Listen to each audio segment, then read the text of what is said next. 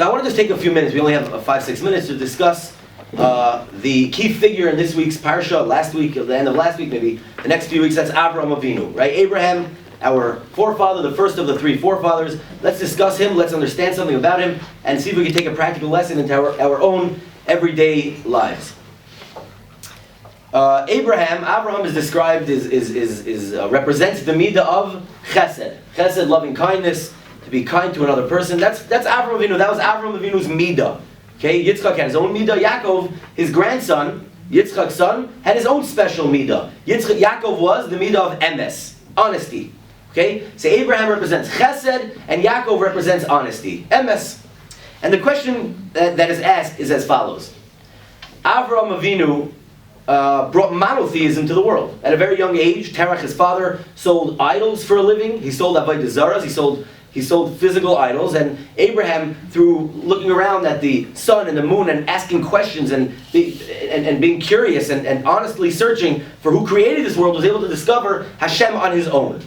So if you were to ask me, I might say that Avraham Avinu's midah should be honesty.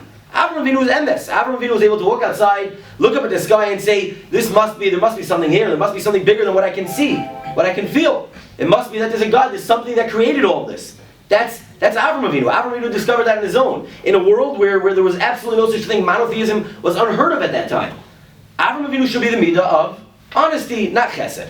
That's a question that's asked. And I think the answer to this question, I heard over from one of my Rebbeim in Eretz Yisrael. His name was Rabbi Berkowitz from Israel, and I think the answer can be applied to our everyday lives. I think it's an important lesson.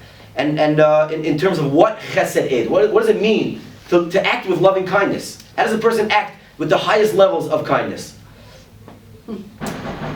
So what does it take to discover God? Why was it Avraham Avinu, why was it Abraham who was able to discover God? The answer is not necessarily because he was smarter than everyone else. That's not the answer.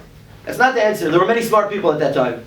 The answer is, the reason why Avraham Avinu was able to discover God is because no matter what that discovery led him to, and no matter what that required of him, he was willing to do it, whatever it took.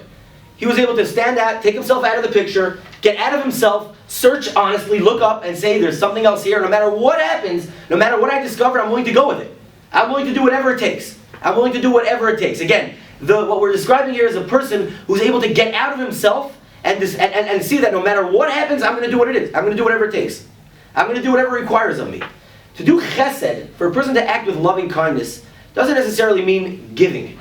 That's not the midah of chesed. That's not the characteristic of chesed. It looks like that. It looks like me giving food to someone who needs food. It looks like me giving money to someone who might need money. But what chesed means, in the root of chesed, it means that I'm able to get out of myself.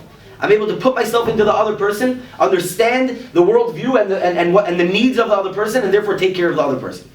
That's what it means to do chesed. Now we're describing a very similar characteristic. Avraham Avinu's midah of being able to get out of himself, and this midah of chesed means to be able to get out of myself, see what it is my partner needs, my spouse, my father, my son, my friend, whatever it is, my neighbor, whatever it is that the other person needs, I'm willing to do whatever that person needs because I'm able to see things from the other person's perspective.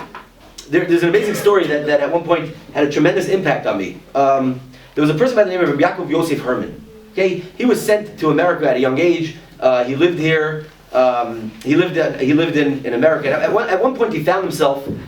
He was renting an apartment. He couldn't afford the apartment, and his landlord actually kicked him out of the apartment. As a little boy, and he was kicked out of his apartment. He had nowhere to sleep. He found himself in Central Park, and it started raining, and it was thundering, and he's freezing cold again. He's a little boy by himself. His family's in Europe.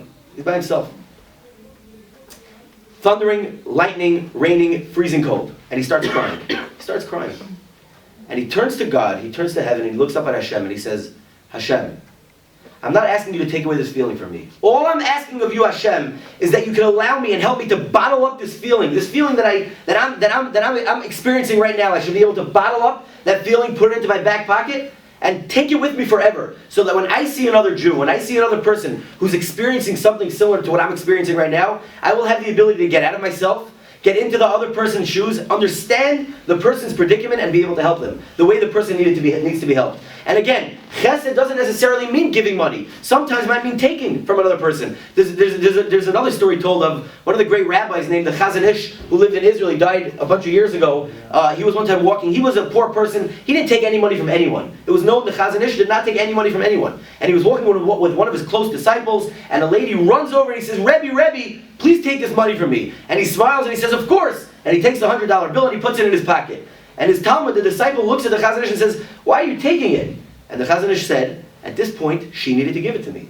She needed to give it to me. The way I would give to her right now is by accepting and receiving this money. So our jobs as human beings, what we're learning from Abraham is to be able to bring that concept into our lives. The ability to stop for a moment, to stop thinking about ourselves, to get out of ourselves, see things from the other person's perspective. And Hashem should help us that with this message that we learned from our forefather Abraham, the great Abraham, we should be able to enhance our relationships with all our loved ones, with all our neighbors, our friends, and together we should have a tremendous winter together and continue learning and growing as a group.